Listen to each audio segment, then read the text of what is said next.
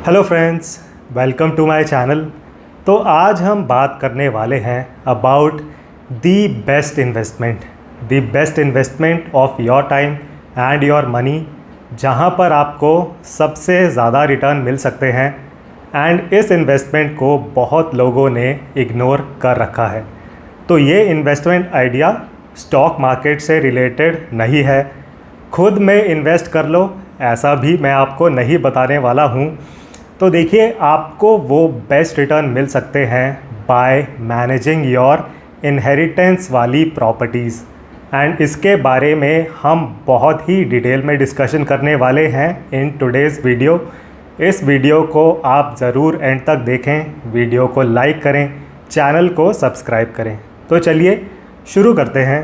तो देखिए, जो भी मिडिल क्लास पेरेंट्स हैं, जो अपनी 50s में हैं, 60s में हैं, 70s में हैं in terms of age, they are holding all the assets. तो ज़्यादा नहीं तो 50 लाख की प्रॉपर्टी तो सब मिडिल क्लास पेरेंट्स ओन कर रहे हैं। अब इनकी जो यंगर जनरेशन है, who are in their 20s, in their 30s, basically आप लोग जो मुझे सुन रहे हैं, they have no idea about the inheritance at all. तो जो ये यंगर जनरेशन है, इन लोगों ने उस इनहेरिटेंस प्रॉपर्टी के लिए पूरा गिव अप कर रखा है कि पापा जी के पास कितने फ्लैट्स हैं, कितने प्लॉट्स हैं, कितनी ज़मीन है, उनको कोई आइडिया नहीं है। एंड यंगर जनरेशन ने इस तरह गिव अप क्यों कर रखा है, उसके पीछे 3 रीज़न मैं आपको यहाँ पर बताने वाला हूँ। तो देखिए, इन 3 रीज़न्स की वजह से the younger generation has given up on the inheritance वाली प्रॉपर्टीज़।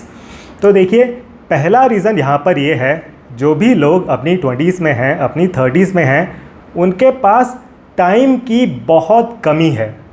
तो जो लड़का है, अब ये फॉर एग्ज़ाम्पल जो अपनी 20s में 30s में है, वो कहता है कि मैं तो अपनी जॉब में बहुत ज़्यादा बिज़ी हूँ, मेरे पास कोई टाइम नहीं है टू मैनेज दैट इनहेरिटेंस वाली प्रॉपर्टी। मेरा पूरा टाइम तो मेरी नौकरी में चला जाता है।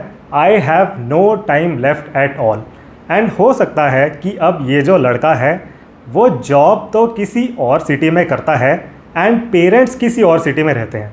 तो उस लड़के का होम टाउन कहीं और है, पेरेंट्स भी उसी होम टाउन में रह रहे हैं एंड वो इनहेरिटेंस वाली प्रॉपर्टी भी उस होम टाउन में ही है।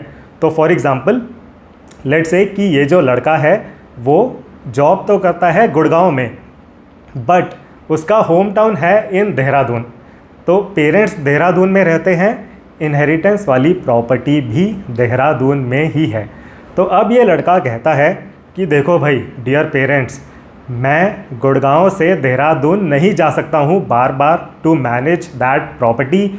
मैं तो अपनी नौकरी में ही ज़्यादा मेहनत कर लूँगा, मैं तो यहीं पर ज़्यादा पैसे कमा लूँगा। जो इनहेरिटेंस वाली प्रॉपर्टी है, I don't care at all. पापा जी, आप देख लीजिए उस प्रॉपर्टी को, मैं नहीं संभाल सकता हूँ, मुझे उससे कोई लेना देना नहीं है। एंड वो प्रॉपर्टी हो सकता है वो है करोड़ों की, बट उस प्रॉपर्टी के ऊपर उस लड़के ने गिव अप कर रखा है। आगे बढ़ते हुए, रीज़न नंबर 2 इज़, देखिए, बहुत मिडिल क्लास फैमिलीज़ में एक हेजिटेशन है। तो कुछ केसेस में क्या होता है कि जो दोनों बाप बेटा हैं, वो प्रॉपर्टी के बारे में तो डिस्कशन करते ही नहीं हैं, बिकॉज़ उनके बीच में एक तरह का ईगो क्लैश रहता है। तो बेटा कहता है कि मैं तो सख्त लौंडा हूँ, पापा जी उससे भी ज़्यादा सख्त लौंडे हैं। तो दोनों के बीच में प्रॉपर्टी को लेकर there is no discussion at all. And यहाँ पर सबसे ज़्यादा हैरानी की बात यह है कि ये जो लड़का है, वो अपनी कंपनी में अपने बॉस के पीछे पूरे महीने भागता है। बॉस को वो पूरी रिस्पेक्ट की फीलिंग देता है टू अर्न दैट 1 लाख या 2 लाख रुपीज़ मंथ की सैलरी, बट पापा जी के सामने ये बनेगा सख्त लौंडा। एंड यहाँ पर करोड़ों की प्रॉपर्टी को उसने इग्नोर कर रखा है। तो ये बहुत ही एक आयरॉनिक सिनेरियो है। आगे बढ़ते हुए, रीज़न नंबर 3 इज़, अनफॉर्चुनेटली कुछ केसेस में जो बच्चे हैं, जो यंगर जनरेशन है, they are accused of being लालची। तो कुछ पेरेंट्स में ये डर रहता है, उनके दिमाग में ये टेंशन रहती है कि हमारे तो बच्चे ही हमारा पैसा लेकर भाग जाएंगे। तो अब होता क्या है, बहुत ऐसे पेरेंट्स हैं जो अभी अपनी 60s में हैं, उन लोगों ने अपनी पूरी लाइफ में पैसे लुटाए ऑन मल्टीपल पीपल। तो देखिए, जो ये ओल्डर जनरेशन के लोग हैं, ये लोग बहुत खेल खेला करते थे। तो आपने सुना होगा बहुत पापाजीज हैं, बहुत पापाजीज ऐसे हैं जिन्होंने कमेटीज़ में पैसे डाले। कोई ना कोई एक बंदा कमेटी गए, सारे पैसे लेकर भाग गया, पैसे डूब गए। इन्होंने अपने किसी फ्रेंड को उधार दिया कि वो वापस कर देगा, उस फ्रेंड ने कभी पैसे वापस नहीं किए, वहाँ पर पैसे डूब गए। तो आप ये पर्सनल लेवल पर भी एक्सपेरिमेंट कर सकते हैं। टॉक टू 10 सच पापाजीज जो अपनी 60s में हैं। रैंडम आप 10 पापाजीज से बात करें, उनमें से एटलीस्ट 8 या 9 के साथ ऐसा सिनेरियो प्ले आउट हुआ है कि किसी ना किसी ने इनको धोखा दिया है पैसे को लेकर। कमेटी में पैसे डूब गए, कोई दोस्त पैसे लेकर भाग गया, कहीं ना कहीं इन्होंने पैसे डुबाए हैं। बट अब आज की डेट में इन्हें बच्चों से बहुत डर लगता है कि भाई चलो, हमने अपनी लाइफ में पैसे तो बहुत लुटाए, हमारे बच्चे हमारे पैसे ना ले जाएं, ये हम ज़रूर इंश्योर करेंगे। डियर बच्चों, हमसे प्रॉपर्टी की बात मत करना, तुम तो बहुत लालची हो। तो ये बहुत अनफॉर्चुनेट सिनारियो है। This is also playing out in a lot of cases. तो इन 3 रीजंस की वजह से ओल्डर जनरेशन में एंड यंगर जनरेशन में कोई डिस्कशन नहीं हो रही है रिगार्डिंग द इनहेरिटेंस वाली प्रॉपर्टीज़। तो देखिए, अब आपको रियलाइज़ करना है एज द यंगर जनरेशन वाला बेटा या यंगर जनरेशन वाली बेटी। देखिए, वो जो प्रॉपर्टी आपके पापा जी के नाम में है, it belongs to your family. तो अगर उसकी वैल्यू स्टैग्नेंट हो चुकी है या वैल्यू अप्रिशिएट नहीं हो रही है, वैल्यू नीचे जा रही है, तो आपकी फैमिली की नेट वर्थ कम हो रही है। तो इस चीज़ को आप प्लीज़ रियलाइज़ करें। तो अब वो जो इनहेरिटेंस वाली पुरानी प्रॉपर्टी है, उसको रखने का या फिर उसको सेल करने का जो डिसीजन है, it is extremely critical, extremely important. तो वो जो डिसीजन मेकिंग है, वो डिफ़ाइन करेगी कि उस 50 लाख के प्लॉट की वैल्यू 2 CR हो जाएगी। क्या आप उस 50 लाख को 2 CR बना लेंगे, या फिर उस 50 लाख की वैल्यू घटकर 25 लाख हो जाएगी।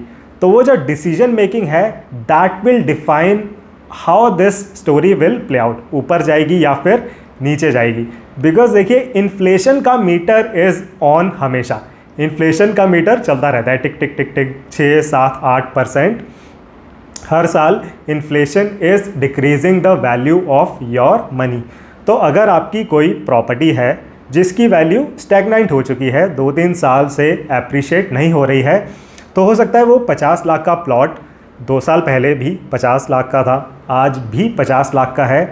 तो आपको लगेगा कि चलो सेम है वैल्यू, लॉस तो नहीं हो रहा है। बट देखिए, इन्फ्लेशन की वजह से उस 50 लाख की वैल्यू अब एक्चुअली कम हो चुकी है, एटलीस्ट 6-7% से कम हो चुकी है।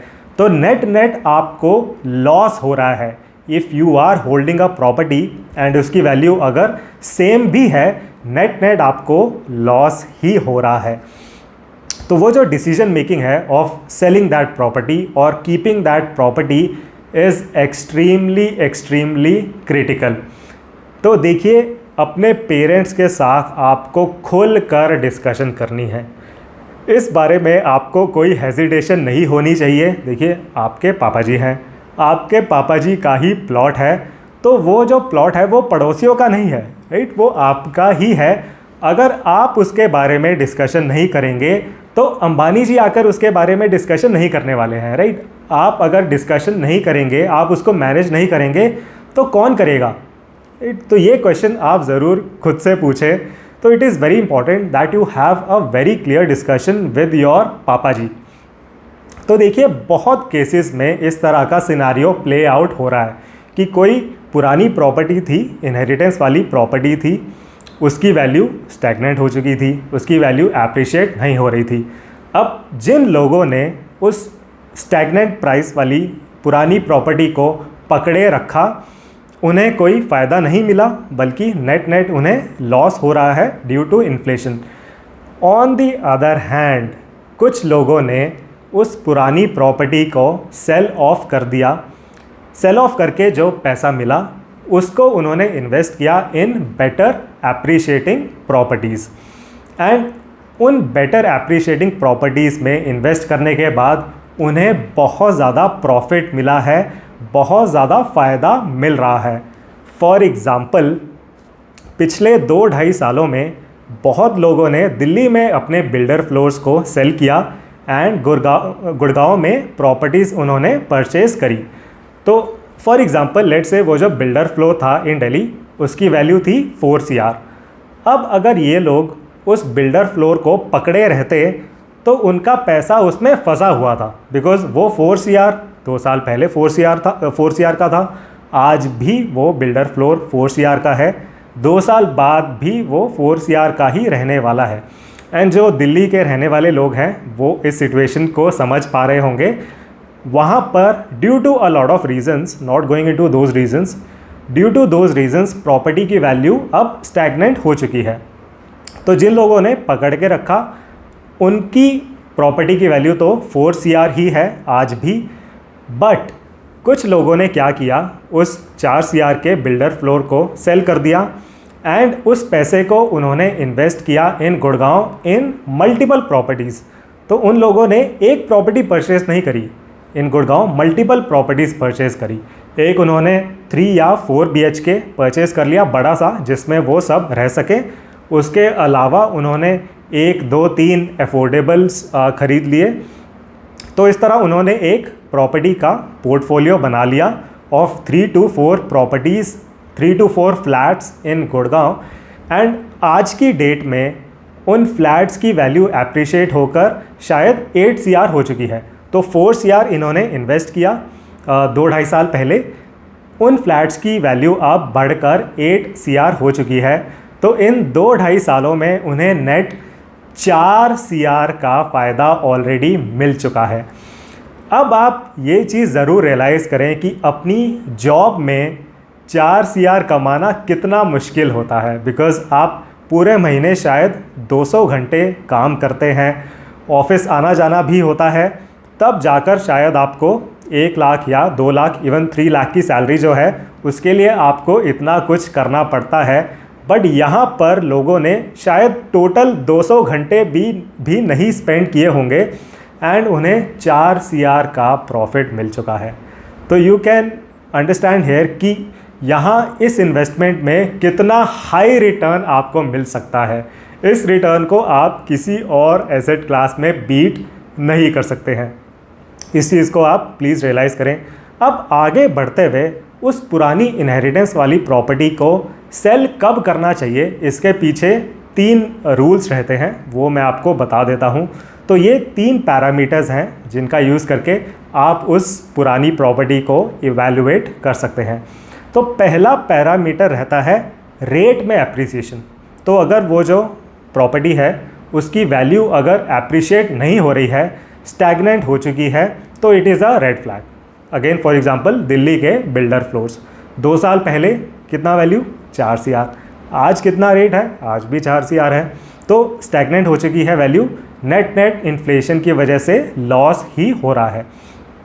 एंड दूसरा पैरामीटर रहता है gentry.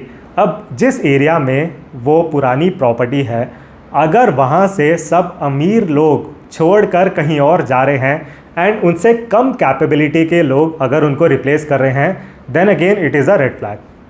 Again for example Delhi में बहुत जगह ऐसा हो रहा है, जिन लोगों के पास ज़्यादा पैसा है वो लोग वहाँ से मूव आउट कर रहे हैं। मोस्टली लोग गुड़गांव मूव आउट कर रहे हैं। यहाँ पर वो काफ़ी अच्छे वर्ल्ड क्लास कॉन्डोमिनियम्स बाय कर रहे हैं एंड उनसे कम कैपेबिलिटी के लोग उनको रिप्लेस कर रहे हैं इन दिल्ली। तीसरा पैरामीटर रहता है स्टोरी का प्ले आउट ना करना। तो देखिए मोस्टली रियल एस्टेट इन्वेस्टमेंट्स के पीछे एक स्टोरी रहती है। तो आपको लगता है कि यहाँ पर कुछ ग्रेट हो जाएगा तो वैल्यू एप्रिशिएट हो जाएगी, एंड कई केसेस में वो स्टोरी कभी प्ले आउट नहीं करती है। For example greater Noida. अब ग्रेटर नोएडा में लोगों ने ये सोचा था कि ग्रेटर नोएडा तो वर्ल्ड क्लास बनेगा, ये गुड़गांव को पीछे छोड़ देगा, लोग गुड़गांव की जगह ग्रेटर नोएडा में रहेंगे, बट उस तरह की story has not played out. तो again it is a red flag and you need to make a decision now. And ये जो डिसीजन आपको बनानी है of selling that property, you need to take it on a very very timely manner, because please realise अभी जो current time है, this is probably the best time to sell a पुरानी property, because real estate अभी एक up cycle में है। पिछले 3 सालों में बहुत अच्छा एप्रिसिएशन मिला है इन रियल एस्टेट। अगले 4 साल ये एप्रिसिएशन रहने वाला है। ये जो अप साइकिल है वो 4 साल चलने वाला है। तो अभी is the best time to sell a property, because अभी सप्लाई कम है, डिमांड बहुत ज़्यादा है, specially in strategic locations like for example Gurgaon. बेचने वाले लोग हैं 5, खरीदने वाले 100 लोग रेडी हैं इन द मार्केट। तो अभी is probably the best time to sell a पुरानी प्रॉपर्टी। एंड आप ये मानकर चलें कि आज के दिन में आपको जो रेट मिल रहा है फॉर दैट पुरानी प्रॉपर्टी, इससे ज़्यादा रेट आपको आगे बढ़कर नहीं मिलने वाला है। तो अगर आप इस वजह से उस पुरानी प्रॉपर्टी को होल्ड कर रहे हैं कि आपको बाद में जाकर बहुत अच्छा रेट मिल जाएगा, ऐसा नहीं होने वाला है। तो प्लीज़ उस डिसीजन को आप टाइमली मैनर में मेक करें, ज़्यादा डिले मत करें। जितना ज़्यादा आप डिले करेंगे फिर उतने कम चांसेस हो जाते हैं of getting good value for that पुरानी प्रॉपर्टी। तो आज के दिन में तो ऐसा है, अगर वो प्रोजेक्ट बना हुआ है तो वो बिक जाएगा, कुछ भी बिक रहा है। अगर स्टॉल्ड प्रोजेक्ट है उसको तो कोई नहीं बेच सकता है, बट अगर प्रोजेक्ट बन के खड़ा हुआ है वो बिक जाएगा, राइट। तो उन 3 पैरामीटर्स पर आप इवैल्यूएट करें उस पुरानी प्रॉपर्टी को। अगर आपको रेड फ्लैग्स दिखाई दे रहे हैं, वो जो 3 रेड फ्लैग्स थे, रेट का एप्रिसिएशन ना होना, अच्छी जेंट्री का छोड़कर चले जाना फ्रॉम दैट एरिया, एंड तीसरा था कि स्टोरी का प्ले आउट ना करना। तो in that case you need to sell that property in a timely manner. तो अपने पेरेंट्स के साथ आप खुलकर डिस्कशन करें कि देखिए डियर पापा जी, ये जो प्लॉट है हमारा, उसकी वैल्यू तो 2 साल पहले भी इतनी ही थी, आगे भी एप्रिसिएशन नहीं दिख रही है, तो उसको हम सेल कर देते हैं। जो पैसा आएगा उसको हम इन्वेस्ट करेंगे इन गुड साफ़ सुथरी properties in Pune, Bangalore, may be Gurgaon में रेट काफ़ी बढ़ चुके हैं, बट पुणे में, बेंगलोर में आप ख़रीद सकते हैं। साफ़ सुथरे बिल्डर्स का अच्छा फ्लैट, कॉन्डोमिनियम फ्लैट आप परचेस कर सकते हैं, एंड वहाँ पर आपको एप्रिसिएशन भी मिल जाएगा एंड रेंटल इनकम भी जनरेट आप कर सकते हैं। अगर आप खुद रह रहे हैं तो आपका खुद का रेंट बच जाएगा। तो देखिए, आपके ही अपने पापा जी हैं, उनके साथ आप बैठकर आराम से डिस्कशन करें। इस तरह you can manage your inheritance वाली प्रॉपर्टीज़ एंड आप एक्सपोनेंशियल रिटर्न्स कमा सकते हैं on your invested time and your invested money. अब आगे बढ़ते हुए बहुत इंपॉर्टेंट पॉइंट देखिए, कुछ केसेस में ऐसा होगा कि जो पेरेंट्स हैं वो नहीं मानते हैं। आप उनको ये सब स्टोरी बताएंगे, वो कहेंगे कि बेटा गुड़गांव, पुणे, मुंबई, बेंगलोर, ये तो सब ख़त्म हो जाएगा बेटा। जितने बड़े शहर हैं वहाँ से लोग मूव आउट हो जाएंगे to tier 2 cities like Dehradun for example. तो बेटा देहरादून में ही है फ्यूचर। तो इन केसेस में जो पेरेंट्स हैं, they need hand holding, they need more convincing. तो पहली चीज़ तो आप उन पर गिव अप ना करें। तो बहुत लोग हैं इन देयर 20s 30s, वो गिव अप कर देते हैं ऑन द पेरेंट्स कि ये पापा जी तो कभी नहीं मानने वाले, इनके साथ कौन सर फोड़ेगा अपना, छोड़ो। नहीं, आपको गिव अप नहीं करना है ऑन योर पेरेंट्स। हो सकता है उन पेरेंट्स को एक डिटेल्ड बिजनेस प्लान दिखाना पड़े, तो पूरा आप रिसर्च करके रखें कि डियर पापा जी, हमारा प्लॉट बिकेगा 3 CR का, ये मैंने पता कर लिया है। उसके बाद हम उस 3 CR से 2 फ्लैट खरीदेंगे, वो 2 फ्लैट भी मैंने देख लिए हैं, पूरा मैंने प्लानिंग कर ली है डियर पापा जी। तो फिर वो पापा जी जो हैं, सख्त पापा जी, वो पिघल जाते हैं। वो आपकी मेहनत से पिघल जाएंगे। अपनी रिसर्च वो तब भी करेंगे, जो आपने नंबर्स बताए हैं, he will not trust those numbers, but वो आपकी मेहनत से पिघल जाएंगे कि चलो बेटे ने बहुत मेहनत करी है, बेटे की बात में तो दम है। राइट। तो हो सकता है आपको एक प्रेजेंटेशन भी बनानी पड़े, तो थोड़ी मेहनत तो आपको करनी पड़ेगी एंड पेरेंट्स को एक रिस्पेक्ट वाली फीलिंग तो देनी पड़ेगी। अगर आप ये कहेंगे कि पापा जी आप बेच दो इस प्लॉट को क्योंकि मैं कह रहा हूँ, क्योंकि अपन बोल रेला है, दैट विल नॉट वर्क। तो उनको एक रिस्पेक्ट वाली फीलिंग तो देनी पड़ेगी। एंड वो एग्ज़ाम्पल आप ज़रूर याद रखें कि वो जो लड़का है वो अपने बॉस को पूरे महीने रिस्पेक्ट की फीलिंग देता है, 200 घंटे काम करता है, डेली ट्रैफिक में फंसता है, तब जाकर उसको महीने की 1, 2, 3 लाख रुपए सैलरी मिलती है। यहाँ पर तो मामला करोड़ों का है, तो थोड़ी मेहनत तो आपको करनी पड़ेगी। बट रेस्ट एश्योर्ड, जो भी आप मेहनत करेंगे in terms of time, in terms of money to manage those inheritance वाली प्रॉपर्टीज़, उस पर आपको शायद 1000% से भी ज़्यादा रिटर्न मिलने वाला है। तो दिस इज़ द बेस्ट से भी best return on your investment. तो इसीलिए जो टॉपिक था वीडियो का, which is the best investment, right. So this is the best investment. तो इसको आप इग्नोर मत करें, डिस्कशंस करें विद पापा जीज एंड रिटर्न्स कमाएं। तो जो भी मैंने पॉइंट्स डिस्कस किया आज के वीडियो में, आई होप आपको काफ़ी प्रैक्टिकल लगे होंगे। एंड अगर आपके कोई भी पर्सनल क्वेश्चंस या क्वेरीज़ हैं, आप मेरे व्हाट्सएप नंबर पर मुझे रीच आउट कर सकते हैं। मेरा व्हाट्सएप नंबर आपको इस वीडियो के डिस्क्रिप्शन सेक्शन में एंड हैशटैग्स में मिल जाएगा। So thank you very much for watching this video. See you in the next one.